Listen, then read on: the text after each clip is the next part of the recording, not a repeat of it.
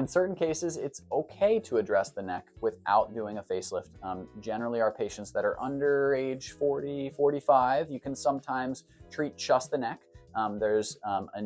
Usually in those age groups, there's less aging in the lower part of the face, and so treating the neck alone doesn't create this, aged face and rejuvenated neck appearance that nobody wants. We customize the treatment to every individual, and the goal is, of course, to not create anything that would not look natural or look like the plastic surgery is seen.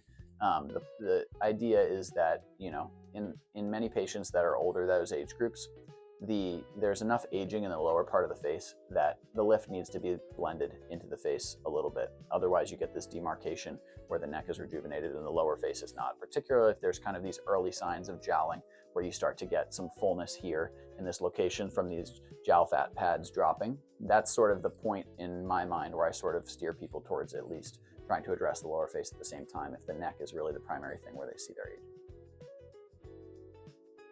You'll hear about this windswept look, or patients will come in asking, say, I don't want to look swept, I don't want to look unnatural.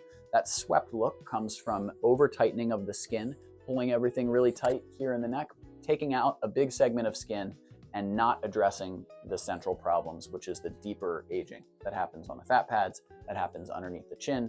And so that swept look creates this very tight appearance outside, but then aged look centrally, where it looks really unnatural. And those are kind of historically the bad facelifts that patients often say, hey, I don't want to look like this person, or I don't want to look like this person. And it's most of the time there was too much skin removal, too much superficial work, and not enough addressing of where the actual aging was occurring.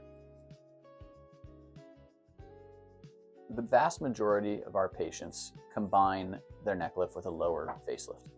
The reason being that in the age group where a lot of patients begin to see that central neck fullness, that loss of the jawline, and they start to be concerned about the neck, they're also having some aging in the lower parts of the face where we see the early jowling, the hollowing that happens here under the mouth, the turn down of the corners of the mouth, all of those things.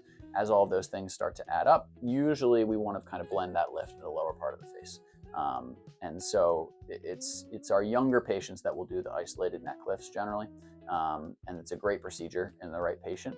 But generally, once you start to get that aging of the middle part and lower parts of the face, then we lift them together. There's not too different a recovery for either procedure. A combined neck lift, facelift, has about the same recovery. There's more swelling when it extends, the lift extends further, but it usually ends up being about the same time. I don't change the down times that we have for patients for planning.